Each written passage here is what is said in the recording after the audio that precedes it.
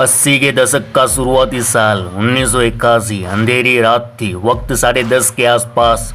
एक ambassador car जिसमें यमराज के दूत सवार थे, जो आज किसी का राम नाम सत्य करने निकले थे। कुछ ही देर में एम्बेसडर में सवार 6 लोगों में से 3 आदमखोर इंसान जंगली भेड़िए बन चुके थे। मुंबई के शिवाजी पार्क के पास एक पेट्रोल पंप पर एक शख्स को बुरी तरह लात घूंसों से पीट रहे थे, गोलियां दाग रहे थे। चंद मिनटों में उस शख्स का खेल खत्म। हमलावर भी वहां से कल्टी मार लिए। इधर रातों रात खबर फैल गई कि मुंबई के डॉन दाऊद के भाई साबिर इब्राहिम को पेल दिया गया, और इसी के साथ पूरे मुंबई में तहलका मच गया। पुलिस अलर्ट हो गई। बड़े बड़े गैंगस्टर डॉन माफिया अंडरग्राउंड हो गए, क्योंकि अक्खा बॉम्बे जानता था भाई की मौत से दाऊद बावरा हो जाएगा, खून की नदियां बहा देगा। नई कहानी जो खून से लिखी जाएगी। तो मामा, 2 दिन पहले हमने दाऊद के भाई साबिर इब्राहिम कासकर के बारे में बताया कि कैसे वह मुंबई का डॉन बना और कैसे पठान गैंग और दाऊद गैंग के बीच चल रही दुश्मनी में मारा गया। जहां हमने बात की थी कि साबिर को मारने में मानिया सुरवे का कोई रोल नहीं था। साबिर को पठान गैंग के अमीरजादा आलमजेब और जाफरलाल बत्ती ने मिलकर मारा था। उस दिन हमने बताया था कि कैसे दाऊद अपने भाई की मौत का बदला लेगा। तो भाऊ, आज इसी बदले की बात करनी है, जिसमें पहली बलि चढ़ी थी अमीरजादा की। आज बात करनी है उस जमाने के सबसे बड़े खूंखार गैंगस्टर अमीरजादा की, जिसने करीम लाला की पठान गैंग को मजबूत किया और भी दाऊद के बदले की आग में भरे कोर्ट में जज के सामने गोलियों से छल्ली होकर मारा गया। जेल से निकलने के बाद मस्तान मिर्जा, वरदाभाई बोले तो वरदराजन मुदलियार का इस्तेमाल अपने काम में करने लगे थे। वरदराजन को लोगों की नब्ज पता थी।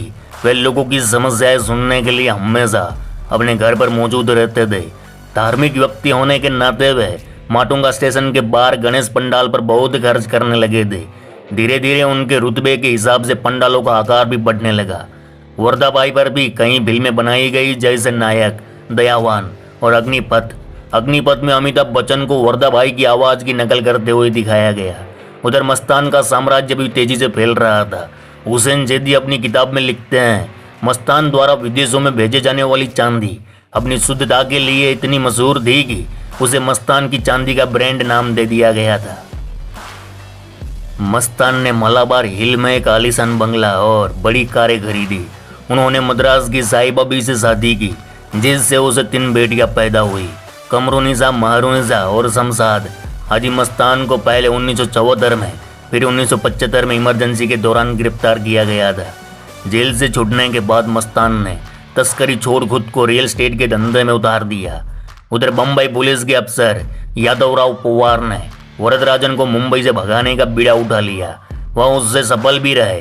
वरदराजन को आखिर मुंबई छोड़कर मद्रास आना पड़ा, जहां कुछ सालों बाद उसकी मृत्यु हो गई। इधर 80 के दशक में आलमजेब अमीरजादा और इब्राहिम परिवार के बीच गैंग वॉर शुरू हुई। हाजी मस्तान ने इन दोनों के बीच सुलह करवाने की कोशिश की, लेकिन किसी को मस्तान को दिए वादे का कोई लिहाज नहीं था। जाहिर है मस्तान का रसूख अब उतर चुका था। कहते हैं कि पठान गैंग का सरगना लाला मस्तान और वरदा ने कई सालों तक मुंबई पर बिना खून खराबे के राज किया, लेकिन अमीरजादा, आलमजेब, समद खान, दाऊद जैसे नए छोकरे लोग ने मुंबई अंडरवर्ल्ड की अलग ही दिशा दी। इनमें आलमजेब और अमीरजादा की जोड़ी ने पूरे मुंबई अंडरवर्ल्ड पर तहलका मचा दिया था। दोनों साथ में पले बढ़े, साथ में जवान हुए और अपराध की दुनिया में भी साथ में उतरे। कहते हैं कि उस जमाने में अमीरजादा और आलमजेब को देख लोग बोलते, जय वीरू की जोड़ी जा रही है। खैर, अमीरजादा के पिता नवाब खान पठान और आलमजेब के पिता की अच्छी दोस्ती हुआ करती थी, और आगे चलकर इन दोनों के छोकरे लोग की जोड़ी भी पूरे मुंबई अंडरवर्ल्ड में मशहूर हो गई। कहते हैं कि अमीरजादा और आलमजेब ने शुरू में कुछ गैर कानूनी काम शुरू कर दिए थे। वहीं दाऊद और उसके भाई भी अपने इलाके में छोटे मोटे अपराध को अंजाम दे रहे थे। लोग बताते हैं कि 80 के दशक की शुरुआत में मुंबई में एक बड़ा स्मगलर हुआ करता था। नाम था रशीद अरबा, जिसका रसूख इतना बड़ा था कि तब के बॉम्बे के बड़े बड़े डॉन जैसे हाजी मस्तान, करीम लाला भी उसे सलाम ठोकते थे। अंडरवर्ल्ड में उसका काफ़ी दबदबा माना जाता था। इधर अंडरवर्ल्ड में अपने पैर पसार रहे अमीर आलम ने राशिद को किडनैप करने का सोचा, क्योंकि राशिद का कोई दुश्मन नहीं था, तो उसे सिक्योरिटी की ज़रूरत नहीं थी, अकेला चलता था। इस वजह से उसे किडनैप करना आसान था। इधर आमिर और आलम ने एक दिन राशिद को उसी के अड्डे से उठा लिया और एक गुमनाम जगह पर बंधक बनाकर रखा। उससे पैसों की डिमांड की। तब राशिद ने इन दोनों से डील की कि उसे पहले छोड़ दे, फिर वो तय वक्त पर डिमांड किया हुआ पैसा दे देगा। इधर आमिर और आलम उसे छोड़ देते हैं। राशिद अंदर से हिल चुका था, वो बदला लेना चाहता था। वो जानता था इब्राहिम परिवार के कुछ नौजवान इन दोनों को ठिकाने लगाने का डेयरिंग रखते हैं। राशिद जा पहुंचा दाऊद की दहलीज पर। उसने सारी कहानी दाऊद को बताई और अमीर आलम को ठिकाने लगाने जितना चाहिए उतना पैसा देने की पेशकश की। इधर दाऊद को मुंबई में अपना दायरा बढ़ाने के लिए ऐसे ही फाइनेंशियल सपोर्ट की जरूरत थी। दोनों ने सेकेंड किया। इधर तय वक्त पर पैसा ना मिलने पर आलम जेब और अमीर ज्यादा बावरे हो गए और राशिद को गलियों में ढूंढने लगे। एक दिन इन दोनों पठानों का आमना सामना दाऊद से हुआ। दोनों ने देखा कि दाऊद की गाड़ी में राशिद बैठा है। बस यही वह पल था जहां से अमीर ज्यादा और आलम जेब की दाऊद और उसके भाइयों से दुश्मनी बढ़ गई। वहीं एक बात यह भी बताई जाती है कि अमीर ज्यादा का पिता नवाब खान ही वह शख्स है जिसने पठान गैंग और दाऊद गैंग के बीच गाहे बगाहे दुश्मनी के बीज बो दिए थे। क्योंकि नवाब खान पठान बहुत महत्वाकांक्षी था। वह चाहता था कि इलाके में पठानों की हुकूमत रहे। दाऊद गैंग के बढ़ते दबदबे से वह नाखुश था। वह पठानों के यंग छोकरे लोग को दाऊद और उसके भाइयों के खिलाफ भड़काने का काम करता था ताकि पठान छोकरे दाऊद गैंग को कमजोर कर रखे। खैर, पठान गैंग और दाऊद गैंग के बीच छोटे मोटे झगड़े चल ही रहे थे कि दाऊद के भाई का कत्ल हो जाता है। शिवाजी पार्क के पास पेट्रोल पंप पर दाऊद के बड़े भाई साबिर इब्राहिम को गोलियों से भून दिया जाता है। इस हत्याकांड को अंजाम दिया था अमीर ज्यादा आलम जेब, जाफरलाल बत्ती सिद्दीकी और अन्य 2 लोग थे। इधर दाऊद और उसके गैंग को भनक लगते उससे पहले अमीर और आलम अपने छोकरे लोग के साथ दाऊद के घर पहुंचते हैं, जहां अंधाधुन फायर करते हैं। बताया जाता है कि उस वक्त दाऊद के घर पर खालिद पहलवान मौजूद था। उसने अमीर ज्यादा की गाड़ी को आता देख घर का गेट बंद कर दिया और फिर दोनों तरफ से कई राउंड फायर जोके गए। इस गोलीबारी में कई लोग जख्मी हुए थे। इधर दाऊद और उसका पूरा गैंग भूखे भेड़ियों की तरह पठान गैंग के पीछे पड़ा हुआ था। जहां देखो वहां गोलियां बरस रही थी। अमीर ज्यादा और आलम जेब भली बातें जानते थे अब दाऊद चुप नहीं बैठेगा, वह वार जरूर करेगा। लेकिन इन दोनों का खोबरा सटका सोता दाऊद कुछ करे उससे पहले ही उसे निपटा देते हैं। बताया जाता है कि दाऊद की एक केस में जमानत हुई थी नागपाड़ा पुलिस स्टेशन में, लेकिन हफ्ते में एक बार दाऊद को हाजिरी लगाने आना होता था। कहते हैं कि नागपाड़ा पुलिस स्टेशन के सामने एक बिल्डिंग थी जहाँ एक खिड़की से अमीर ज्यादा दाऊद के बाहर आने का इंतजार कर रहा था। जब दाऊद बाहर आया तो अमीर ज्यादा ने उस पर गोली चला दी। दाऊद को थाई में गोली लगी। इससे पहले दूसरी गोली लगती खालिद पहलवान ने आगे आकर दाऊद को बचा लिया। इधर अमीर ज्यादा भी खुद को पुलिस से बचाते हुए वहां से भाग गया।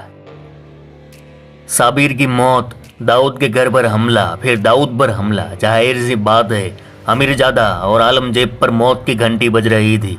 दोनों अंडरग्राउंड हो गए।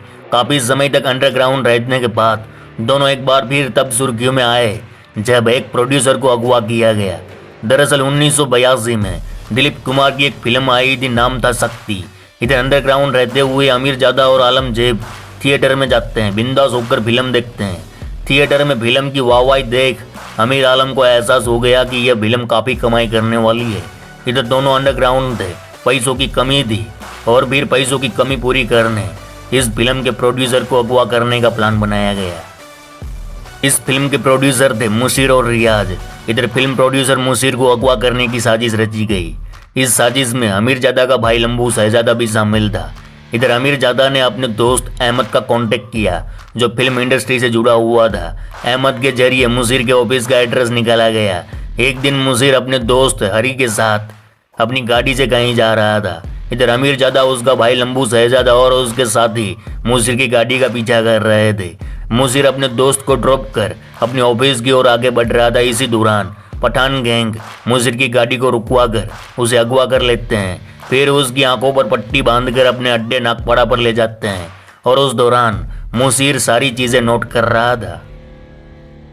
अमीर ज्यादा ने अपने अड्डे पर मुशीर को बंधक बनाकर 20 लाख रुपये की डिमांड की। जब मुशीर ने मना किया तो उसे बिना साबुन पानी का धोखा डाला। फिर डर का मारा मुशीर पैसा देने को मान गया। मुशीर ने अपने दोस्त हरीश को फोन किया। 2 लाख रुपये एडवांस के तौर पर दे गया और मुशीर को रिहा कर दिया गया।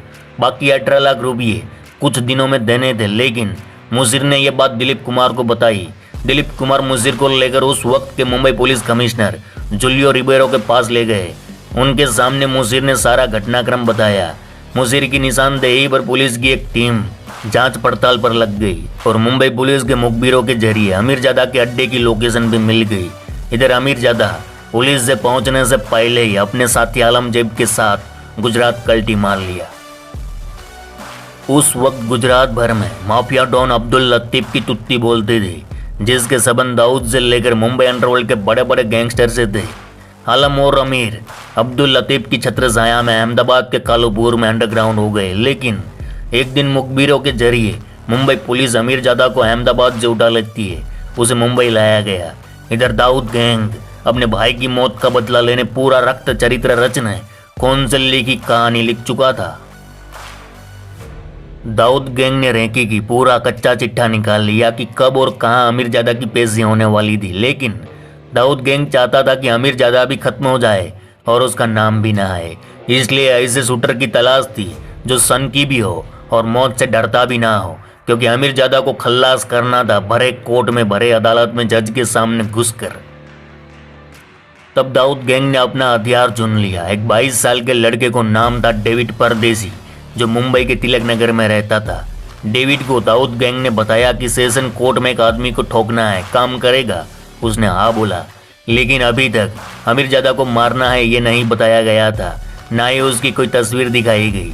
सब कुछ सस्पेंस था। अब वह दिन भी आ गया जब अमीरजादा की सेशन कोर्ट में पेशी थी। उस वक्त के इंस्पेक्टर इसाक बागवान थे, जिनकी अगुवाई में अमीरजादा को कोर्ट में पेश किया जाना था। इसाक बागवान वही है जिन्होंने बाद में मानिया सुर्वे का एनकाउंटर किया था।